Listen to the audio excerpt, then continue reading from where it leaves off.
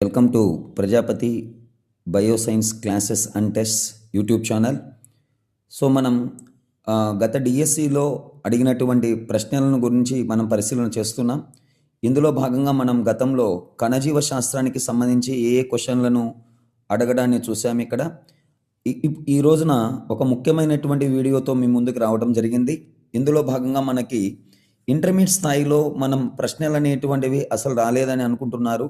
So మనకి shift 1 విభాగంలో దాదాపుగా ఒక 10 క్వశ్చన్స్ అయితే మాత్రం షిఫ్ట్ 1 విభాగంలో ఇంటర్మీడియట్ స్థాయి నుండి మనం పరిశీలించవచ్చు.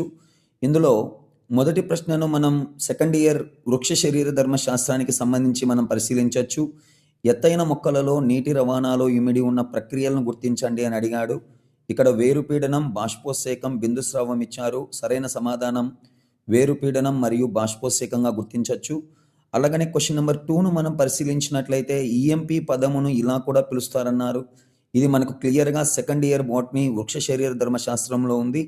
మనకు ఎండన్, మేయర్హాఫ్ మరియు పారనాస్ అనే శాస్త్రవేత్తలు ముగ్గురు కలిసి ఈ గ్లైకోలసిస్ అనే ప్రక్రియను వివరించడం జరిగింది. అలాగనే క్వశ్చన్ నెంబర్ 3ని మనం ఫస్ట్ ఇయర్ బోటనీ విభాగంలో మనం క్లియర్గా చూడొచ్చు. ఈ యొక్క మొక్కల వర్గీకరణకు సంబంధించి ఏకస్థితిక సిద్ధ బీజాలను ఉత్పత్తి చేసి అవి మొలకెత్తిన తర్వాత సంయోగ బీజదంగా అభివృద్ధి చెందే మొక్కలను గుర్తించండి అని అడిగాడు. ఇక్కడ టెరిడోఫైటా మరియు బ్రయోఫైటా కరెక్ట్ ఆన్సర్ అవుతుంది. అలాగనే నీటి లభ్యత ఆధారంగా మొక్కలను హైడ్రోఫైట్లు, మీసోఫైట్లు మరియు జీరోఫైట్లుగా విభజించిన శాస్త్రవేత్త అని అడిగాడు. ఇది ఫస్ట్ ఇయర్ బోటనీ సబ్జెక్ట్లో మనకి ఈ యొక్క వృక్ష ఆవరణ శాస్త్రానికి సంబంధించినటువంటి క్వశ్చన్. యూజన్, వార్మింగ్ ఈ విధంగా మొక్కలను 3 రకాలుగా వర్గీకరించడాన్ని మనం పరిశీలించాం.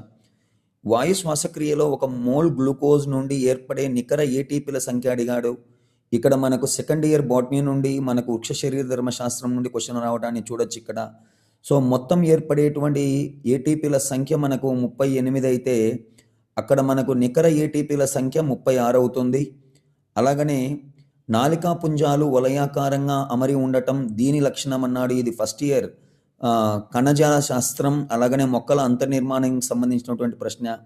సో నాలికా పుంజాలు వాసికులార్ బండిల్స్ అనేటువంటివి మనకు వలయాకారంగా అనేకం అమరి ఉండేది ఒక ద్విదళ బీజ కాండం యొక్క లక్షణంగా చెప్పుకోవచ్చు. ఏకదళ బీజ కాండంలో అయితే నాలికా పుంజాలు చెల్లాచెదురుగా ఉంటాయి. మొక్కలలో జరిగే నీరు, ఖనిజ లవణాల శోషణ గురించిన అధ్యయనం చేసే వృక్షశాస్త్ర విభాగం ఏది అని ఫస్ట్ ఇయర్ నుండి క్వశ్చన్ అడిగాడు. ఇందులో మనకు స్వరూప శాస్త్రం, శరీర ధర్మశాస్త్రం, కణజీవ శాస్త్రం, సేవల శాస్త్రం ఇచ్చాడు. సరైన సమాధానం శరీర ధర్మశాస్త్రం. కాబట్టి ఇంటర్మీడియట్ నుండి దాదాపుగా షిఫ్ట్ 1 విభాగంలో మనకు 10కి పైగా ప్రశ్నలు అడగడాన్ని చూశారు.